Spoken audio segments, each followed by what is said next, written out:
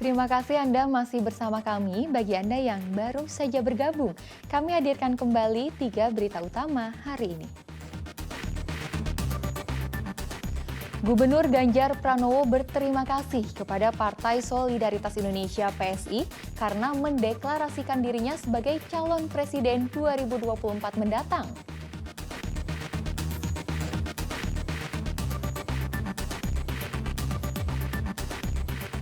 HUT ke-77 TNI, kami hadirkan sosok tentara yang tidak hanya menjaga keamanan negara, tapi juga menjadi guru agama.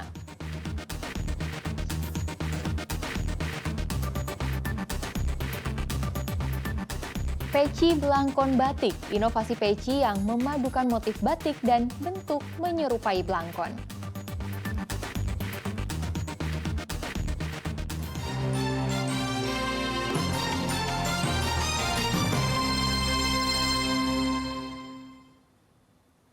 Gubernur Ganjar Pranowo berterima kasih kepada Partai Solidaritas Indonesia (PSI) karena mendeklarasikan dirinya sebagai calon presiden 2024 mendatang. Namun Ganjar mengaku PSI belum berkomunikasi dengan dirinya terkait hal tersebut. Gubernur Ganjar Pranowo tidak berkomentar banyak terkait deklarasi Partai Solidaritas Indonesia atau PSI yang mencalonkan dirinya sebagai calon presiden 2024 mendatang. Ganjar mengaku PSI tidak menjalin komunikasi dirinya terkait hal tersebut. Namun demikian, Ganjar tetap berterima kasih kepada PSI karena mencalonkan dirinya sebagai capres 2024. Deklarasikan PSI. Ada komunikasi nggak Pak? Dengan PSI? Enggak. Belum tahu berarti jenengan? Belum. Saya baca ya dari koran media. Makasih. Berarti nggak ada komunikasi sebenarnya Pak? Belum. Salah. Ganjar Pranowo diketahui tengah mendampingi Presiden Joko Widodo meresmikan pabrik pipa paralon di kawasan industri terpadu Batang saat deklarasi PSI berlangsung. Bahkan usai acara, Ganjar diajak semobil oleh Presiden Joko Widodo. PSI melalui Wakil Ketua Dewan Pembina mendeklarasikan Ganjar sebagai calon presiden 2024 melalui Zoom meeting. Ganjar dinilai sosok yang tepat melanjutkan kerja Presiden Joko Widodo dan memiliki semangat kebangsaan serta kebinekaan sejalan dengan prinsip PSI. Partai Solidaritas Indonesia akan mencalonkan Pak Ganjar Pranowo sebagai calon presiden PSI di tahun 2024. Sejak awal, Pak Ganjar atau lebih akrab kami panggil Mas Ganjar unggul dibandingkan kandidat lainnya. Deklarasi PSI dilakukan hanya beberapa jam setelah Partai Nasdem mendeklarasikan Gubernur DKI Jakarta Anies Baswedan sebagai calon presiden 2024. Ali Mustafirin melaporkan dari Kota Semarang. Pemerintah Kota Tegal meluncurkan wisata pelayanan publik di Kompleks City Walk Jalan Ahmad Yani, Kota Tegal, Selasa siang. Wisata pelayanan publik ini merupakan upaya pemerintah meningkatkan berbagai pelayanan kepada masyarakat, mulai dari layanan perbankan, perizinan, hingga keimigrasian. Berbahagialah bagi Anda, warga Kota Tegal. Kini Anda tak perlu repot untuk mengurus berbagai keperluan pelayanan publik. Mulai dari urusan perbankan, kependudukan, pembuatan SIM, paspor, dan lainnya, Anda cukup datang ke City Walk di Jalan Ahmad Yani, Kota Tegal. Program wisata pelayanan publik City Walk di Kota Tegal diluncurkan langsung oleh Wali Kota Tegal, Dedion Supriyono, Selasa siang. Wisata pelayanan publik City Walk Kota Tegal bertujuan agar pemerintah semakin dekat dengan masyarakat melalui kemudahan pelayanan yang ditawarkan. Jadi di sini ini seluruh perbankan ada. Ini untuk memudahkan masyarakat dan juga seluruh perizinan ya, capil, nanti perpanjangan kendaraan, ya ada paspor juga. Ada sekitar 39 instansi membuka layanan di pelayanan publik City Walk ini. Masing-masing instansi menawarkan layanan publik melalui mobil unit layanan yang nantinya buka setiap hari kerja, mulai Senin hingga Jumat dari pukul 12 hingga 16 sore. Mengurus imigrasi dengan mudah adalah salah satu layanan yang diberikan. Imigrasi Pemalang tentunya mendukung upaya pemerintah daerah dalam hal ini Kota Tegal untuk mewujudkan wisata pelayanan publik ya. Dengan kami berpartisipasi, minimal kami memberikan informasi mengenai pelayanan paspor. Kehadiran wisata pelayanan publik di kawasan City Walk ini bisa dimanfaatkan dengan baik oleh warga Kota Tegal untuk mengurus beragam keperluannya, mulai dari perbankan hingga keimigrasian. Sugihartono melaporkan dari Kota Tegal. Para siswa SMP di Cilacap menciptakan robot amfibi hemat energi. Robot ini bisa berjalan di darat dan air dengan sumber utama tenaga adalah matahari. Robot ini dinamakan robot amfibi, inovasi pelajar SMP Muhammadiyah 2 Cilacap. Terlihat sederhana, namun robot bisa berjalan di darat dan di atas permukaan air. Robot sangat istimewa, berbeda dari robot pada umumnya yang menggunakan tenaga listrik dan baterai. Robot amfibi menggunakan energi paling murah, yakni tenaga matahari sebagai bahan bakar utama. Proses pembuatan robot tidak sulit. Robot menyerupai kendaraan roda 4, hanya butuh bahan styrofoam, dinamo, dan panel surya penyimpan panas matahari. Sebagai pendorong dipasang baling-baling yang dipasang di bagian atas bodi robot.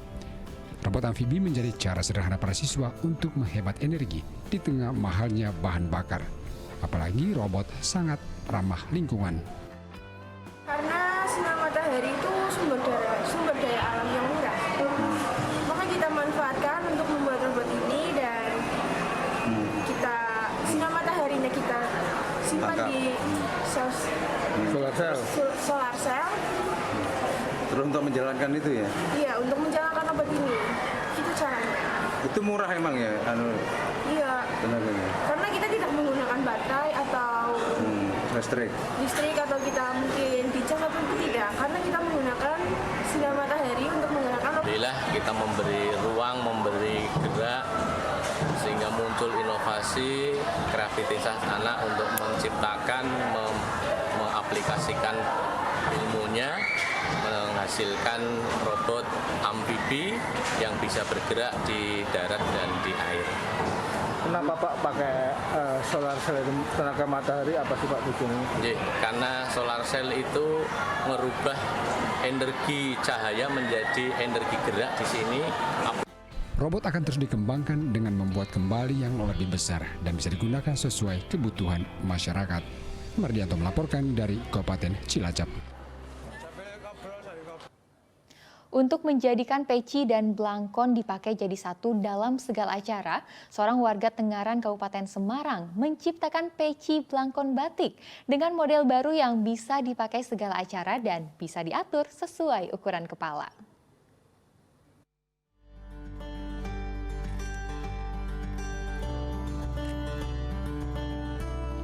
Jika kebanyakan peci yang kita temui di pasaran berwarna hitam atau putih, lain halnya dengan peci yang satu ini. Warga Desa Tengaran, Kabupaten Semarang berinovasi menciptakan peci belangkon batik. Berawal dari rasa bosannya dengan model peci pada umumnya, membuat Muhadi terpacu untuk menciptakan peci model baru. Peci yang dipadukan dengan motif batik dan bentuk yang menyerupai belangkon menjadi ciri khas peci belangkon batik. Peci dengan dua penutup kepala membuat peci belangkon batik sangat fleksibel digunakan di berbagai acara. Bisa digunakan dalam acara ibadah sekaligus acara budaya. Tak hanya modelnya yang unik, peci belangkon juga bisa diatur ukurannya sesuai dengan bentuk kepala. Membutuhkan waktu lebih dari 6 bulan untuk Muhadi melakukan berbagai percobaan. Kini berkat kreativitasnya, perajin peci belangkon mampu bersaing dengan produk yang sudah ada di pasaran. Bahan pembuat peci belangkon batik berupa spon ati, spon busa, kain batik, dan jaring, serta kancing sebagai pengatur ukuran kepala pengguna. Selanjutnya, seluruh bahan dijahit jadi satu agar mudah dicuci jika kotor. Jika dikerjakan sendiri, dalam sehari Muhadi mampu membuat 3 hingga 5 peci. Untuk harga, peci belangkon batik dijual mulai dari Rp40.000 hingga Rp55.000 tergantung modelnya. Rata-rata 50-55 kisaran itu. Kalau yang pecis, model pecis itu? Untuk yang model peci 40.000, 40.000. Kalau rata-rata Mas, sebulan itu bisa membuat hingga berapa biji itu Mas? Per harinya itu kita buat santai itu membuat 3 sampai 5. Modelnya yang unik dengan penggunaan yang terbilang praktis menjadi daya tarik dari peci belangkon batik, karena pelanggan tidak perlu repot berganti ketika hadir dalam 2 acara berbeda. Yang saya lihat ini ada perpaduan antara belangkon dan pecis, dan ini tidak ditemukan di tempat lain. Nah, maka itu saya tertarik ke sini untuk melihat ini suatu hal yang berbeda dan baru, dan rasa tidak ditemukan di tempat yang lain gitu. Makanya saya tertarik ke sini. Kreasi peci belangkon batik buatan Muhadi juga mendapat dukungan dari pemerintah setempat. Bahkan turut membantu mempromosikan hasil karya usaha kecil warga dengan mendaftarkan hak cipta. Kita melihat ini mungkin agak berbeda dengan wilayah yang lainnya, dan peran kami yang pertama bagaimana dukungan dari pemerintah khususnya yang ada di kecamatan ini bisa mempromosikan. Jadi kami melalui media sosial yang ada, kita berupaya untuk promosikan. Kemudian yang kedua, kami juga berkoordinasi dengan pemerintah desa setempat, bagaimana potensi yang ada ini bisa digarap. Peci belangkon batik hasil karya usaha kecil warga diharapkan bisa bersaing dengan peci belangkon hasil industri, agar bisa menjadi sumber ekonomi warga. Yulianto melaporkan dari Kabupaten Semarang.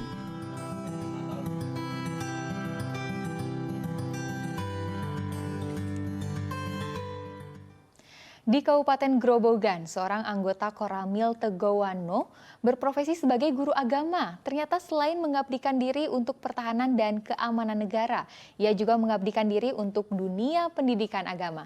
Kami hadirkan sosoknya dalam memperingati ulang tahun ke-77 Tentara Nasional Indonesia.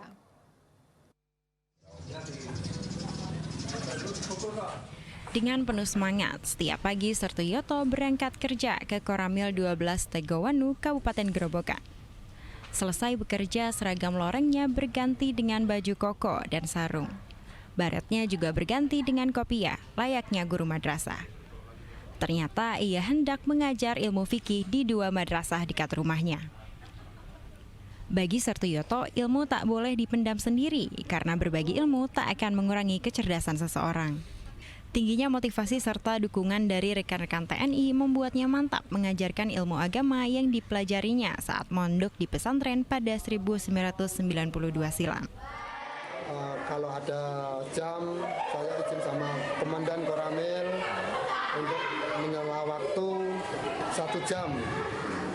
Alhamdulillah dari Bapak dan Ramil, Pak Asrofi, Kapten Seni, alhamdulillah boleh diperbolehkan untuk menambah ilmu anak-anak yang. Sertuyoto mengaku kegiatan mengajar dan kewajibannya sebagai anggota TNI tidak pernah berbenturan. Cara mengajarnya yang luas dan mudah dimengerti membuat para siswa menikmati pelajaran yang diberikannya. Baik dan bisa dimengerti. Dek, orangnya gimana Dek sehari-hari? Baik, juga ramah. Sertuyoto berharap apa yang dilakukannya bisa memberikan manfaat untuk anak-anak di Kecamatan Tegowanu. Arif Nur melaporkan dari Kabupaten Grobogan.